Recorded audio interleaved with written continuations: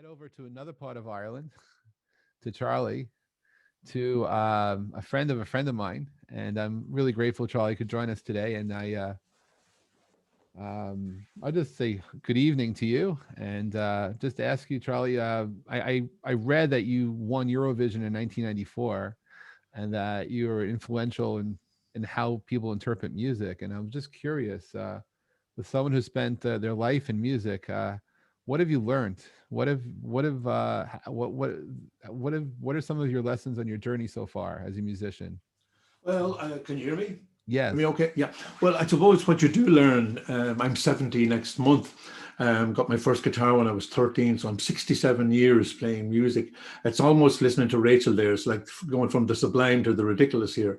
But the one thing you do learn is you have to accept rejection a lot of the time, and to be able to take it and get up again and fight on. It's one of the things, and particularly nowadays, because I have a radio program here in Ireland, and the amount of music and the amount of great music that's out there now that comes into me for the radio station. I get something like 20 new songs a day coming in, and they're all good, and they're all varied. There's rap songs, folk songs, rock songs, pop songs, and they're all great. So it's never been as tough for young aspiring people who aspire to make their living from making music. But I gone through the full gamut of music from I suppose my biggest influence would have been the Beatles, because I was in 1962, I was 12 years of age, and Love Me Do came out. And we were, what I found about being that age at that time, we all went along with the Beatles as they progressed from quite,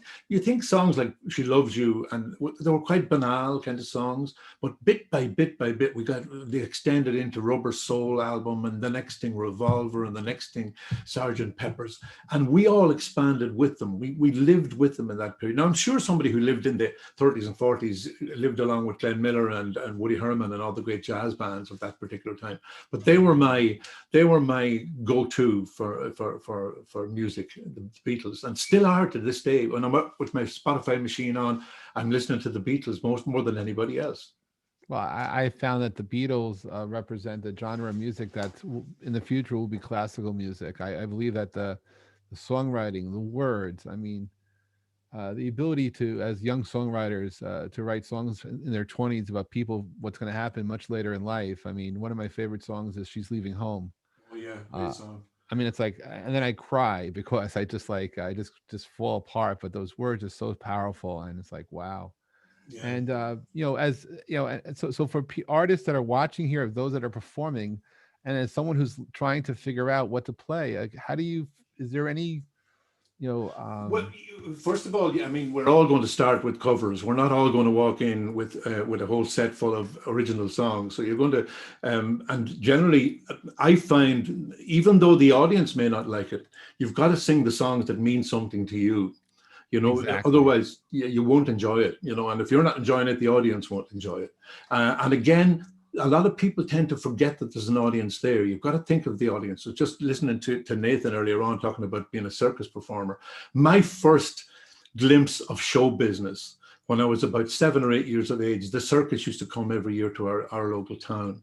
And I used to see these very exotic people, on trapezes and high wires and clowns and animals. And I think that was my first glimpse of show business, and gave me the need to be something in show business, if you know what I mean. Sure. So I just follow your instincts, and if they're not, what can you do? You can't give somebody else's instincts. That's very true. So, and if you could go back in time to the moment you just won Eurovision in 1994, is there any advice you'd give yourself right after you won that award? Well, the Eurovision, for people who may not know it around the world, the Eurovision is a giant song contest that attracts an audience of between 300 and 500 million people It's a every lot of year. people. Yeah, there's a lot of people, and to get chosen just to represent your country is a thrill in itself. And I have to say, somebody told me, I think it was a fellow called Dave Von Ronk, who was a blues singer I think the movie Inside Llewyn Davis was based on his story. Oh wow. And I was playing my very first festival way back in the 1980s. And there was 8,000 people at this festival, and I was pardon the French, shitting myself with nerves, you know. And this guy came over, he had a big cowboy hat, and he came over and he said, "Are you okay, man?" And I said, "Yeah, I'm just a bit nervous. There's 8,000 people out there and I haven't played like this before." And he said, "I'll give you one bit of advice. Don't forget to enjoy it." And that's been my maxim ever since, I love because that. the Don't night forget of to enjoy it. Night of Eurovision, you know, you're sitting there with the president of the country. You've got the Taoiseach, or the Prime Minister. Albert Reynolds was there, and Mary Robinson was the Taoiseach, or was the Prime Minister, or the President, and they're all in the audience. Your family are all in the audience, and it's a throat catching kind of a situation. But I remembered what the guy said. Just remember to enjoy it. And there were 3 minutes. The song lasted 3 minutes, and there were three of the most enjoyable minutes of my entire music career, you know, because it was just the right song, the right time, the right everything. It just came together. Wow. Well, thank you for being here tonight. I'm grateful to meet you, and I'm looking forward to listening to you and to be in awe of the magic that you bring to this world. Well, you know, this particular time we're living in now, in the time of COVID and stuff like that, it's lovely to be. You know, if this was the normal situation, that you know, if everything was normal, I would be off down in Cork or Kerry or somewhere playing a gig, you know, playing a concert, because we were so busy, you know, before the pandemic struck, and now. After the first 2 weeks, I thought, God save us, is this? How am I going to stick this? I kept, and then I realized I'm under no stress anymore, you know, and I just began to cool down, come back, and enjoy the moment, and so for that reason, it's great to be able to be here with you now, and not be thinking I've got to rush out the door now in 10 minutes to go somewhere. You know, I'm in a panic. The downside of it, of course, was we missed seeing the grandchildren. My grandchildren, I have 6 grandchildren, 3 of them who are all musicians. Oh, And wow. and for 3 months in the first lockdown, we didn't see them except on FaceTime and stuff like that. And it really hurt, you know, it did hurt a lot. I'm going to sing you a song that I wrote. Everybody's singing old songs tonight. This is an old song I wrote about 35 years ago. And it's a song for parents, you know, when you see your children going off out into the world, and, you know that things are going to go wrong. You know, nothing ever goes perfectly. So the song says, if things go wrong, don't forget, we're here. Come back, and we're going to be here for you. The song is called Feet of a Dancer. It goes like this.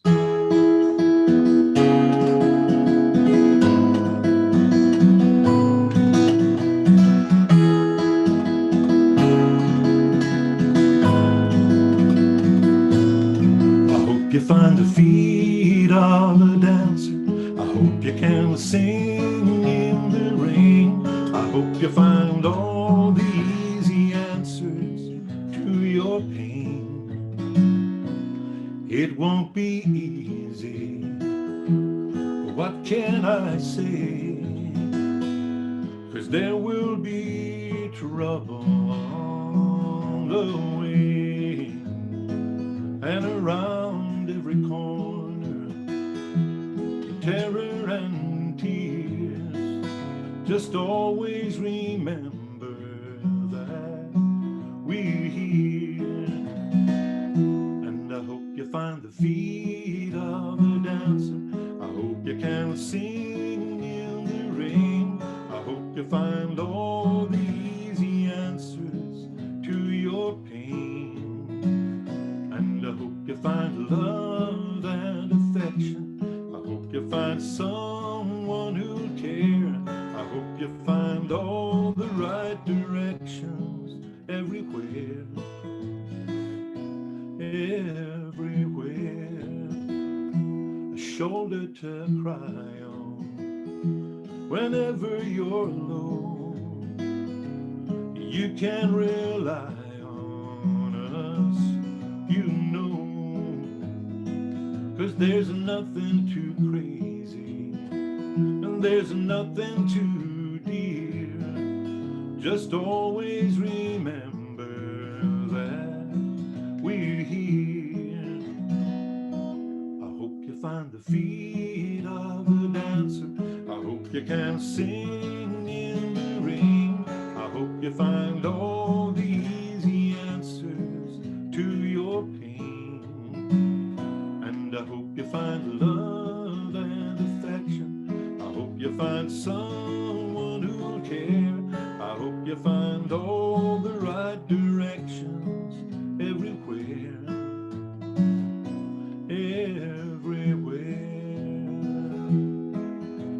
And even when the rain comes falling down, and oh, it's a falling down on you, I hope you find the feet of a dancer. I hope you can sing in the rain. I hope you find all the easy answers to your pain. And I hope you find love and affection. I hope you find someone who'll care. I hope you find all the right directions everywhere, everywhere, everywhere. Always remember that we're here.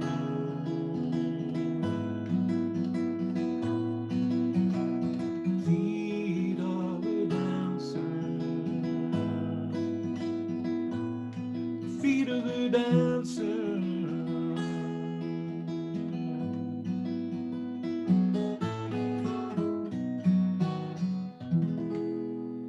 There you go, feet of a dancer. Wow, beautiful. Oh my Thank you. goodness. Wow, Thank you. Charlie. Wow. Thank you.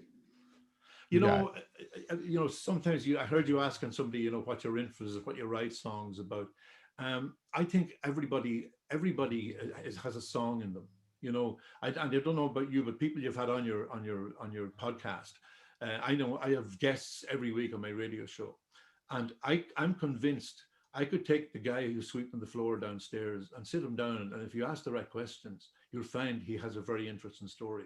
Everybody has a story, and everyone that's does. I love that. yeah, and when I do little song workshops and stuff, and I tell people that everybody has a story in them, and something to say. It's just getting the way of doing it, and that's what songwriters do, I suppose. And that's what, if a song works for people, it's because they understand the words. No, I agree actually, and and it's very important for people to know that every story matters, and being able to express yourself and share that journey is something which is makes us human, and that experience, no matter where we are around the world, it brings us together because we can relate. We can relate to different phases of life, different life experiences, and altogether, it's creates a unique body of work where I do believe everybody is a storyteller. Um, has your songwriting changed over the years, or do you have a certain approach to it that you've been staying with for a When I, while? when I was, when I was 14 or 15, I started to write songs, and I listen back to them now. It was, every day you had a different love affair. You had fallen in love with another girl the next day and the next day, and all these songs were about these girls. And when I listen to them now, they sound so awful. But I started to really way back in, I think, 1980, around 81, 82. I started writing songs because I was performing for many, many years, doing covers and being out there. I was off, when you're writing your song, you're afraid, you're afraid to sing it. So I used to sing them, and I wouldn't say that I'd written them myself just in case they got booed, you know. so and it does change. For instance, during this period of the pandemic and the lockdowns, I wrote an awful lot of songs about what it felt like, and I'm going to sing you a song now that I wrote we had about 3 or 4 months of a lockdown back March, April, May, June. And, the simplest of things became secret pleasures, the simplest of things. So I wrote this song, and you might like it. It goes like this.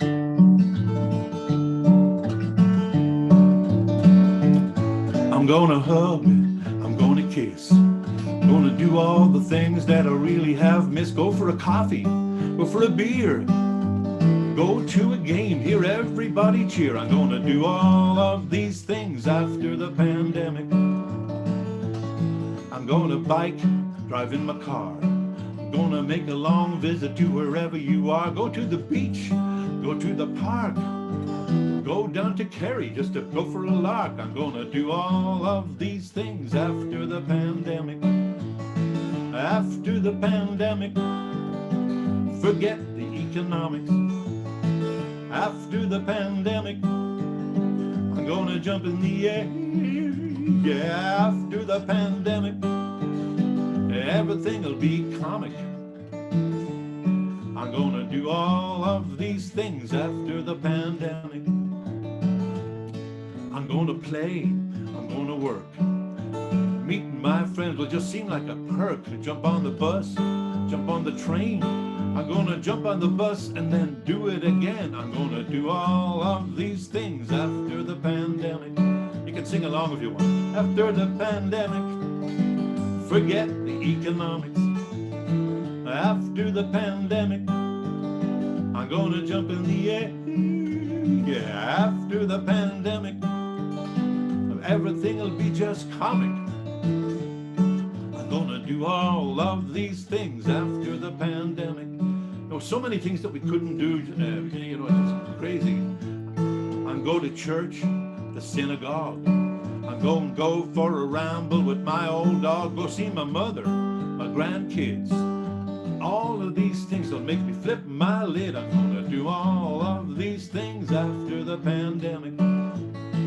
After the pandemic, forget the economics. After the pandemic, I'm gonna jump in the air. Yeah, after the pandemic, everything will be just comic. I'm gonna do all of these things after the pandemic. Oh yes, I'm gonna do all of these things after the pandemic. Wow, wow, wow, wow. I love that theme song. I just love that. That was so good. Is that posted anywhere, Charlie? That is. Yeah, that's up there. It's funny. I posted the song, and then a young lady saw the song, and she put a video around it. So it's up there on Facebook if you go look for it, and you should find it. I think it's also on YouTube. I'm not too sure. I forget. You see, I'm getting so old now, Jeff, that I forget things. You know, I can't remember. Your words and your voice is like it's magical secret sauce there. Wow, that was awesome. That was so cool. If you've been listening to it as long as I have, you wouldn't be so praising it so much. Well, I'm telling you, we're loving it. So, well, so I'm glad. special. I'm glad. I'm loving this. You know, and it's great to hear that. You know, Nathan and Rachel there. You know, and you're going to be having Brian coming on later on. Brian, we used to call him Brian, but we call him Brian over here in Ireland. That's the Irish version of Brian. So, really looking forward to hearing Brian because, believe it or not, he lives 4 miles away. But I've never been at one of his gigs, and I have heard his CDs, and they're excellent and all manufactured in Leitrim. You know. Recorded in a lovely studio up here in Drumshanbo where I live with Leo Logan, and we're so lucky, you know, we're so lucky to have the music. It's just amazing. I'm grateful to have it, and I just love the way it just connects, and it's those words that you know we can feel those words and those expressions all over the world. So after the pandemic, it'd be nice. It'd be a good time. Well, we're particularly lucky here, Jeff, in that we have traditional Irish music, and you know, whatever it is, it's a universally loved music. It's loved in Italy, it's loved in Germany, it's loved in America, all over. And you know, to a certain extent, it was the seed that sowed American country music. You know, it would have come a lot of it. The fact that all our songs, they say about Irish music, all our wars are happy and all our songs are sad. You know, so you know, Irish music, it's all around. It's here in Leitrim, and Brian will confirm this. There's a musician on every street corner in Leitrim. You know, we're full of great traditional music. No, it sounds like a beautiful country song. I have to say, it was. I'd be very surprised if others don't pick up and just do that song, Charlie. That was wonderful, really. Well, really thank you very much. Do you want another one, or yes, please, of course, yes, please. Well, this is my current single, and the funny thing about the single, my grandson, he's 16, same age as Rachel. I gave him a present of some studio time last Christmas, and nothing happened with it because he was at school and he was in a big year at school. But eventually, when the lockdown finished in August, he came up here to Drumshanbo and he recorded a song. And he wrote it himself. I just dropped him at the door. I didn't have any influence. I just said, go into the studio and I'll collect you when you're finished. And believe it or not, the song is just magic. His name is Pádraig Bennett. Write it down. He might be somebody who would love to come on your program. So how do you just spell it so I have it, please? Padraig. Okay. Bennett, Bennett, and he has his song is up as well. It's called "The Two of Us." You'll be able to find it up there on the. But anyway, the ironic thing about it was we also both of us submitted our songs at the same time to our national radio station, because you have to, if you can get played on national radio, you're made. And my one didn't get played, but Porrick's did. My Ha. grandson beat me to the post. But anyway, this song I'm going to sing was originally influenced by Porrick. It's a song about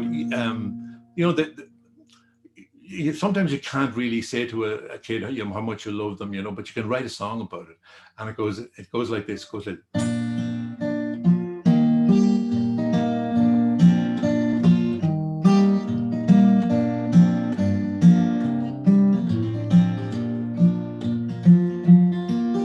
he's an ordinary boy, he's just an ordinary boy, but he's growing up so fast.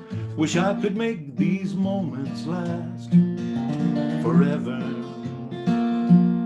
He's an ordinary boy, just an ordinary boy, and I would take on any trials just to see one of his smiles, to be together. And he can make my day when he looks my way. Time seems to stand still. There's a certain kind of brilliance in his eyes. I love to watch him play. The funny things he says makes the world a brighter place. Makes my woes easy to face. He gets me high. He's an ordinary boy, he's just an ordinary boy, and my world is full of him. Every day would be just grim without him near me.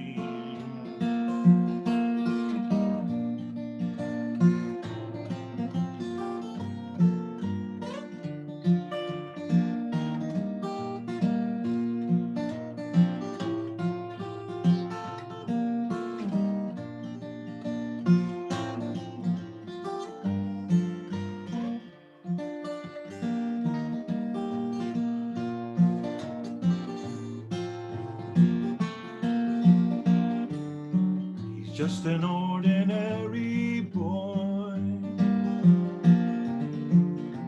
He brings such happiness and joy to me. He's an ordinary boy, he's just an ordinary boy. If there's a God up in the sky, it's the only reason why I would believe him. And he can make my day when he looks my way. Time seems to stand still. There's a certain kind of brilliance in his eyes. I love to watch him play. The funny things he says makes the world a brighter place. Makes my woes easy to face. He gets me high. He's an ordinary boy, he's just an ordinary boy. So many things that I could say, but all I do is hope and pray he'll live forever. He'll live forever.